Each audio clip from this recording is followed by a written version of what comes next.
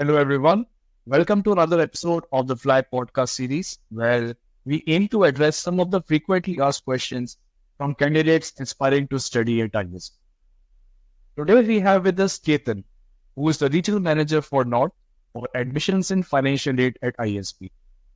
Ketan, it's a pleasure to have you here with us, and it really means a lot for you to take out this time for us for this podcast.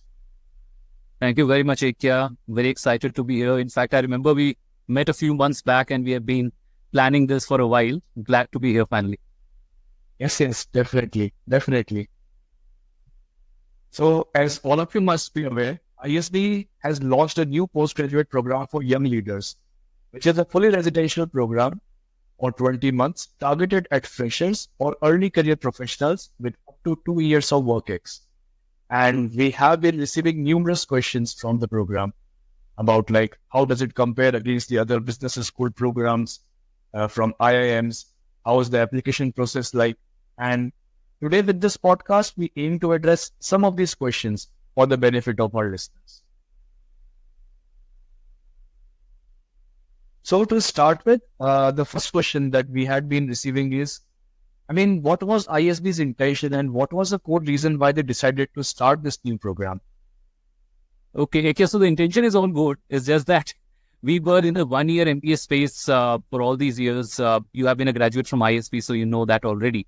Now, we previously had a few deferred programs, EEO, Early Entry Option, and YLP.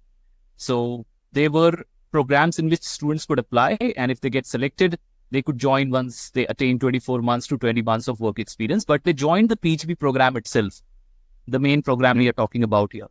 Now, it did not give an option to people who wanted to start early.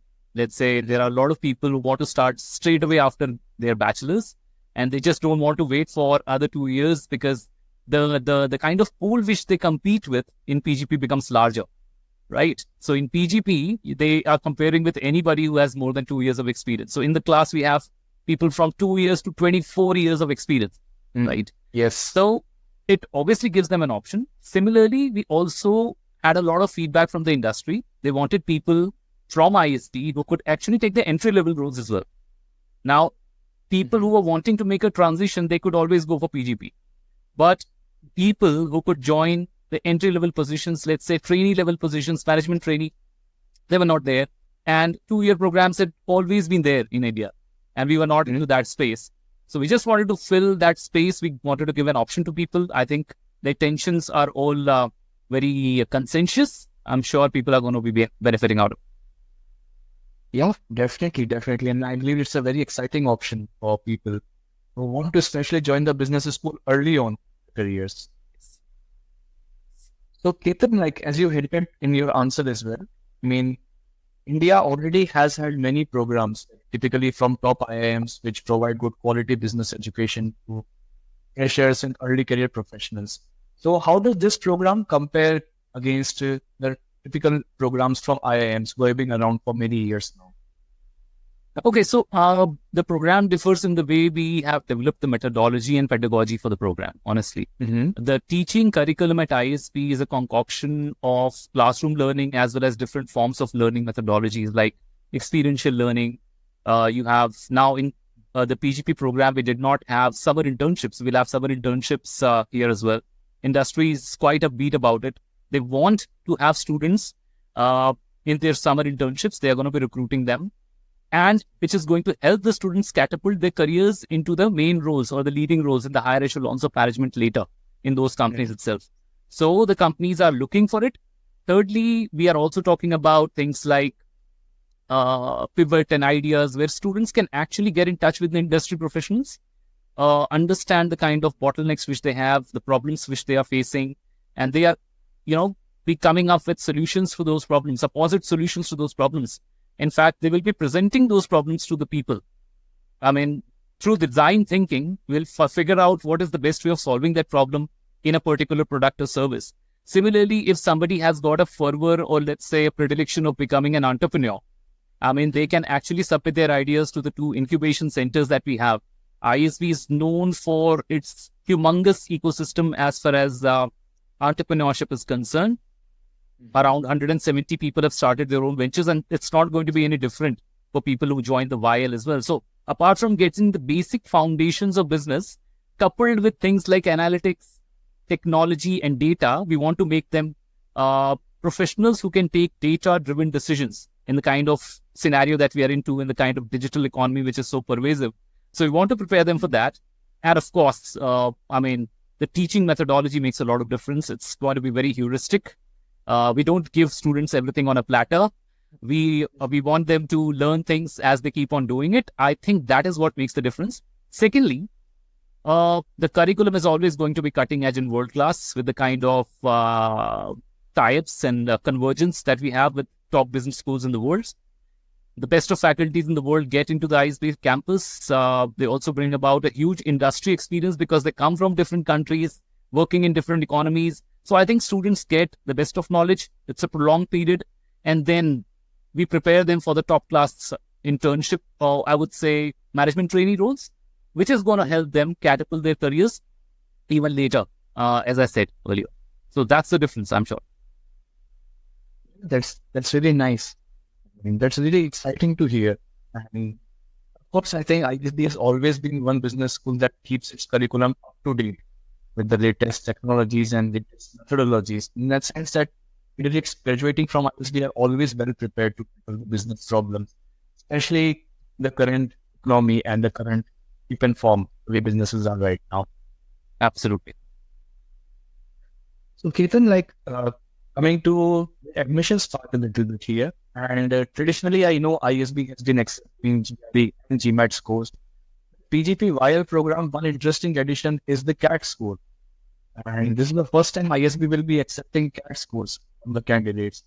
So, has there been any normalization methodology as the school has proposed to ensure that, very distinct exams like CAT and GMAT can be normalized to a common score so that the candidates are not disadvantaged at what exam they take?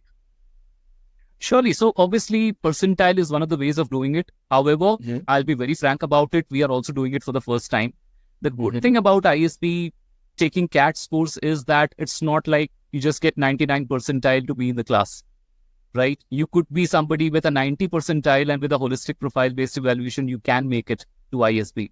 Same is the case with GMAT and GRE also. So you don't need to be, let's say, previously it was GMAT Classic, so you don't need to always have 730 to be in the class. With the GMAT Focus Edition, 665 is equivalent to 720, which is the class median, which means a lot of people are below 720, a lot of people are above it. I think we are going to replicate that in CAT as well. So it's not about the scores or let's say very high scores in CAT. You get a decent score, build your profile circumventing that score. And that is what brings that kind of a diversity into the class at ISB. With the kind of people that you get into the class, you won't get it if you just make a cutoff straight away and say that, okay, you get 97, you get into the class, otherwise you don't. It is never that easy. And we believe that it's just one aspect of the application and the entire process. There are different ways of doing it. So academic, there's test score, there's extracurriculars. You could be a part of, let's say, a club in your college, placement club, maybe at a different club altogether. You may have maybe deeply involved in community service. You may have a startup. You may have an Instagram page with 1 lakh followers. You may have represented your college at any case competition, national, international level. You may be a sports person. So if you are academically very good and strong, it is going to help you. It will give you a very good percentage in that particular weightage section. But if somebody is not very good, they can showcase the other skills in their profile through the other things which they have done. All this conglomeration we are talking about. One letter of recommendation, of course, and the interviews are going to hold, kind of weightage that we are assuming at this point of time. Interviews will be significant as well.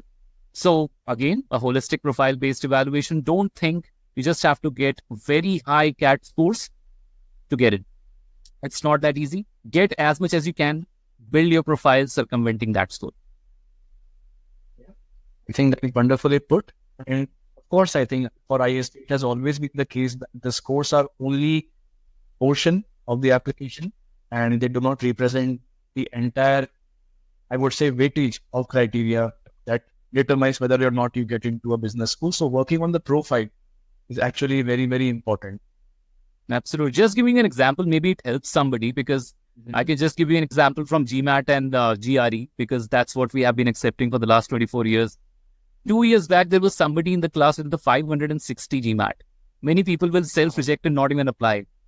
I'm not saying take an inspiration out of it. I'm not saying that. I'm just saying that even if you have a low score, if you have a profile which is, kind of ornamentalized through different things that you've done, you still have a chance. The range, even this year, is 620 to 780. I have normalized all the scores into classic GMAT scores.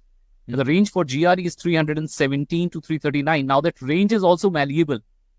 2 years back, this GRE range was 306 to 339. So it's up to people to get a low score and get into the class to expand the range. We are all okay with that. Yes. I think like this is a very important message for the candidates here, that even if they have an average or a low average score, if they believe in their profile, it's still worth their attempt to actually apply to ISB and give it your best shot. Absolutely. All right. So, coming to the admissions all over again, and how many rounds do we intend to take when it comes to the admission process for the PGPYL program? So as of now, we have formalized 2 rounds. They are definitely going to be there. Round 1 deadline is coming. It's 15th of December. So it's probably 1 month and a week. So probably 5 weeks for people to go for it. There's going to be a round 2 deadline. That is going to be in the last week of March. One of the Sundays, maybe 23rd or 30th or 31st maybe, right? I think 23rd or 3rd is one of the Sundays we are talking about here. 2 rounds of deadlines. You can apply in any of them. If you get rejected in one of the rounds, you can't apply the round. That is one of the questions people ask a lot of times, because, it's a holistic profile-based evaluation. So if we have rejected someone, or probably I'll use a euphemism or understatement, that if we have not selected someone, I think we are just giving an option for the person to embellish their profile and come back next year. We don't expect anybody to absolutely metamorphosize their profile in a matter of 2 months and be ready for round 2. That will be an, kind of injustice to them. That's the thought process behind it. No, definitely. When you do need some amount of time to actually work on your profile, then, apply with the refreshed rigor and maybe new additions to the profile that can enhance your candidature. So it's fair to expect, I think, a candidate is not selected due to any reason, they can always apply another year. Absolutely. So, Ketan, do we have any idea on the batch size that we are expecting for the PGP YL program? So, AK, I'll be very frank. There is no fixed number to it, but I think we are looking at something around 140 ballpark number. Okay. The selection depends upon the merit cutoff. Obviously, it's a combination of profile and the interview score. So, let's say if somebody is making the merit cutoff, we don't mind changing that number to even 150 or 160, right? It can be even 130 if we don't get, good profiles into the class. So 140 is the number that we are looking at. However, you will see eventually that it can be either 150, it can be 130. Depends upon the quality of applications. I see. I think definitely it also depends on the nature of candidates applying. If ISB finds more candidates suitable for the cohort, they would, of course, be more than happy to expand by. We take them for sure. Yeah. Yes. Of course. So, Ketan, I think another big topic that people keep asking us is scholarships. And how many students, like as a chair of the cohort, do you, see getting scholarships from ISB, be it merit-based scholarships or need-based scholarships? So if I only talk about PGPYL first, we have a pretty ambitious plan of giving scholarships to 40 to 50% of the cohort.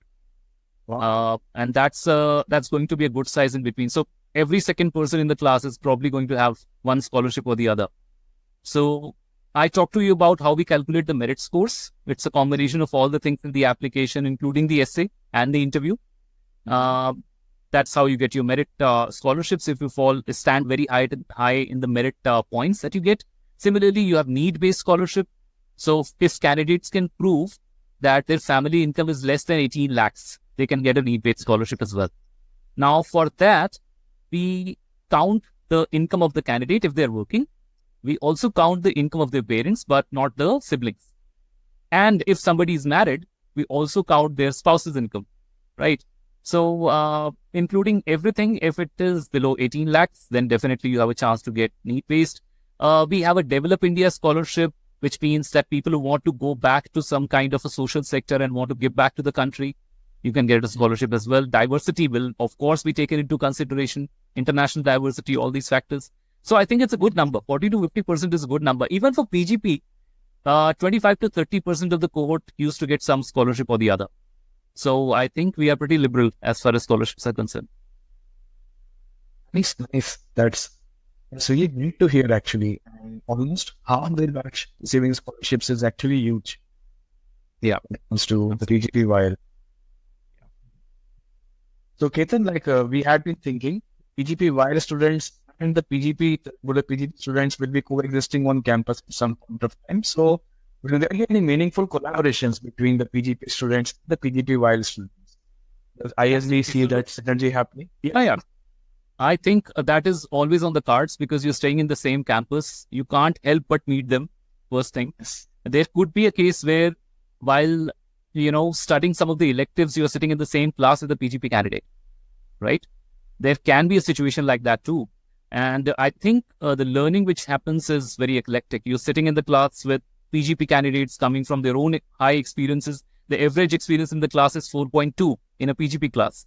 So, younger folks sitting with folks, seasoned professionals, I think they stand a very good chance to learn. And people talk and share their experiences about the industry, where they're coming from, the ups and downs which they faced, the conundrums which they had, how they surmounted them. Students also get a very good idea of what it takes to be in a particular industry. I think that is also something which is very important. We are going to invite senior alums like you into the class, maybe, to talk to the students, right?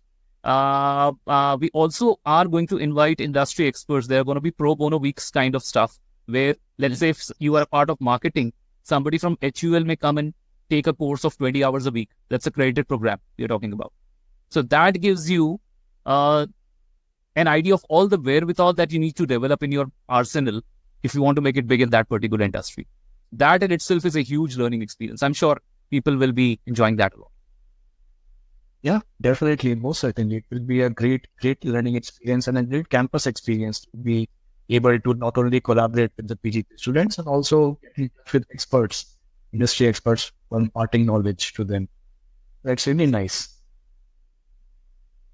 Ketan, I think another aspect that people really talk a lot about for the PGPYL has been the placements. And I remember from the PGP days that ISB has been, an institution that provides a lot of career support to all of the cohort. And actually, there is a good network of alums who consistently help in, alums and the students in getting the right job opportunities for them. How will the process work out for PGP YL students? Does ISB have a vision for the placements? And so it's quite robust. It is going to be very, very robust, as I said. It's very profound kind of an experience or an idea that we have for people to place them. First of all, it will work in two ways. Summer internships, that is also going to be a part of the placements, and then the final placements. So the companies are going to come at the same time. So in the first year, when they come in December, they are going to be interviewing PGP candidates for their final placement and PGP YL for summer internships. And the next year, when they come, they are going to be interviewing the same candidates from PGP YL for final placements, right? So it's going to be same companies. We might just include a few more. It's the same campus. The CAS team, the Career Advancement Services team, they are quite upbeat. They already are in touch with the industry professionals, and they are looking forward to having this batch to actually place them in their startup or, let's say, starting roles or management training roles. There can be lateral roles. I'm not denying that. For example, if somebody is coming with an experience of 20 months into the class, you never know, right? Maybe his skill sets are developed in such a way that he is eligible for a lateral role also, right? But for some people who are looking for a very good career transition initially, let's say getting a quite kind of a podium which actually launches them into the stratosphere of corporate professionals, I think this is going to be one good platform. We are quite upbeat. Placement is never going to be a problem for ISB. Getting into ISB is a bigger issue. I think students should actually try and ameliorate their profile to make it big there. Yes, most certainly. And I think the kind of network that ISB alums and the kind of confidence that the industry has always put in ISB, I believe the PGPY students will be really well pleased when it comes to the career post ISB. And you never know, this is the first batch, we might do something which is out of extraordinary, right? So, as only 140 people, so I don't think placement is an issue at all. It's just about where you want to build your career, and that's where we are going to help you. If you want to be in a, let's say, consulting career, product management, or whatever, finance maybe, I think it is going to be that kind of a help that we will do to make you build that career in that particular function or industry. Yeah, definitely. So, Ketan, the next few set of questions are actually directed towards ISP PGP program and recent changes that have been done to the interview process. Yes. So, I mean, first of all, yes, sorry. Yeah, please go ahead. I mean, I'll go after your question. I just wanted to know your thoughts. What was ISB's rationale in revising the interview format this time around? So I guess I was doing a session a few days back, and in every session that we do, people asked about the impact of AI and Chat GPT, right? And how the AI is going to be amalgamated in the curriculum also. So on one hand, we are amalgamating AI and data and technology into the curriculum. On the other hand, we are also trying to disinter the kind of ingenuity people have in their own selves without AI, right? So I think that's a very good way of deciphering it. We are just asking them to write random stuff. They don't have to prepare too much for the essays we are asking them to write on the interview day. It is going to be situation based, right? They can easily write it, and there is no word limit as well. So we are just trying to understand the thought process and the way they write. Simple as that. So for writing an essay, people take a lot of time. They may take help from somebody, which is not bad at all, because at least the ideas have to be propagated. And if somebody ornamentalizes those ideas, it is not bad. However, we also would like to know, what are you thinking on your own feet on a topic which is given to you, kind of impromptu. So that's a very good way of judging somebody's thought process and communication skills and writing skills and articulation. And then, of course, you're going to be facing the interview. So as it is going to be tested big time. Yeah, definitely. On the note of these interview questions, Ketan, you mentioned that these will be more situational questions. Do we have any examples of situations that are typically asked for this impromptu essays? Is it around ethics? Is it around conflicts? Could be anything. Let's say how let's say you maybe were leading a team, maybe situation. You may not be, but if let's say you are leading a team of 10 people and suddenly the boss asks you to fire 5 people, how do you proceed with the situation? That is one of the ways of doing it. Now, whether you have led a team of 10 people or not, that is not the question here. We are just looking at the thought process, the kind of clarity of thought that one exudes, and the way they present it. Right? Storytelling matters, isn't it, Ekya? We have been in sessions. Right? So storytelling matters, and storytelling which is veracious also, apart from being voracious, is always something which takes you places. Yes, definitely. Ketan, with this essay round, of course, the interview format has been revised. So, given that candidates will be spending a bit of time in writing these essays, and I believe the alums will also be spending some time evaluating the essays that candidates have written. Will the interview duration come down? Because typically, I remember ISB interviews sometimes last around 45 minutes to 1 hour. Has the interview duration gone down in recent years? So ideally, earlier, the interview time, I think if we talk to most of the candidates, it would be around 40 minutes. I think it has been around 30 minutes. Okay. Even earlier, it used to be 20 minutes for a few people. So it depends upon person to person as well, right? Sometimes interviewers want to understand more and, kind of decipher more about the person and fathom the kind of skills which they bring. Sometimes it becomes quite on the face. So you don't have to dig deep in between to understand them.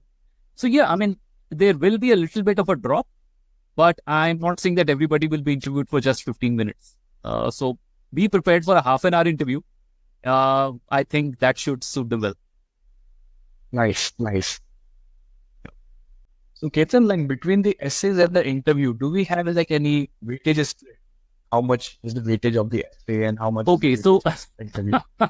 so look, interview will have its own weightage. Now, this essay is going to be weighted along with the entire profile, with the other essays also. Okay. Mm-hmm. Yeah, that's how it's going to be. So it will add to the profile score also. So don't think that it is going to be only a part of the interviews.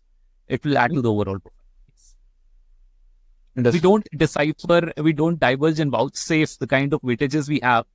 But if anybody was to, understand it and, kind of fathom it, the most important things in anybody's application is going to be academic, test score, essay, work experience, and the interview. So you can do your own bifurcation and just balkanize it depending upon how it suits you. Yes, yes. And I think the best strategy is to actually just do your best. I mean, Yes, all the given components. Plus, academics and experience is something that is, something that has already happened, and perhaps you cannot change much about it. But how you present it in the application can always be done in the best possible way. I think one thing which I wanted to share, listening to you, it is a moment of epiphany for me. I thought I'll just talk to you about it. Now, people often ask as to how do we judge the skills of, how do we judge somebody who just comes for PGP program, let's say, with a 2.5 years of experience as compared to somebody with 5 or 7 or 8 years of experience. Now, I always tell people that it is not about the number of years of experience. It is also about the quality of it. And when we talk to the students, we talk to them knowing that they have 2.5, knowing that they have 5 years of experience, and what are the skills they are getting into the class commensurate to that experience, right? So it's not only about numbers. It's mostly about the quality, the kind of skill sets that you bring into the class for the cohort, how the cohort is going to be benefiting out of it, what are the extra skills you have added, and how are those skills going to take you forward if you're trying to make a transition in your career. So don't get flustered by the numbers that you see here. It's about the quality mostly, not the numbers. I think that's a very, very important part that you brought here in this class, because many times students feel overwhelmed looking at, applicants that come to ISB. There is so many years of industry experience. And on the day, it's the quality that matters. Even if you have 2.5 years of work, if it's quality experience, wherein you have actually gone out of your way to do multiple things, taken up different responsibilities, you can still make up for a very good application. Absolutely. So, Ketan, I think one last question from my side on this regard. So, with the introduction of ISB PGP YL program, would there be any changes to the regular PGP program in terms of the batch size, format? Format remains the same. I mean, the program is well established, so there is not going to be any tinkering with that, at least in the near future, obviously. The batch size has been 800. In fact, this year, 800, 820. There is no, intimation which has been given to us that it is going to come down, right? So people don't need to worry about it. Simple as that. I always, as we discussed, let's say a few minutes earlier, if you are having a good profile, you will make it. Don't worry about the seats. We'll make it 840 for you if you are so good, right? So, as of now, there is not going to be any downsizing. It is not going to be truncated. Neither there is going to be any kind of change in the PGP process at all, because it's a separate program, separate process. It's just that we are dealing with different audience. Here we are dealing with, kind of freshers, young professionals. There we are dealing with professionals who have an average of 4.1 years of experience in the class, 4.1, 4.2, with a minimum of 2 years of experience. So the people we are dealing with is entirely different. So don't worry about it. Great. It's very nice, Ketan. And I think with this, I have come to the end of this podcast. Thank you so much again for answering all these questions and, sharing your insights. It's, I think, really, really helpful for all the aspirants who are, dreaming to study someday at IS. Absolutely. I'm sure some of them must have seen my face somewhere or the other. So it's kind of, at the cost of sounding very mundane, I just want to say that, keep working on your profile. If you are in the first year, you've got a lot of time to work on your profile. Even if you are in the last year, don't worry if you do not have extracurriculars necessarily in your profile. Not everybody needs to have everything. Bring about what is unique in you. That is what we are looking at. I think you will do a lot of good and a lot of justice to your profile as well. So work on communication skills. I think that's very sacrosanct, particularly with the new thing which has come up before the interviews. That is, you need to write impromptu essays. Communication skills matter a lot. You might be the best candidate in the world, but if the ideas which are pervasive in your mind and in your personality, if they are not exuded well, you are not giving yourself the best of chance. So I think communication-wise, it has to be well thought of. Communication, I don't even mean English or Hindi. It's about the way you structure your thought process and present it to people. Work upon that. It will work wonders. Thank you so much for having me here. Take care. Thank you. It was a pleasure. Thank you so much, Ketan. Take care. Thank you. Bye-bye. Good night. Bye. Bye. Good night.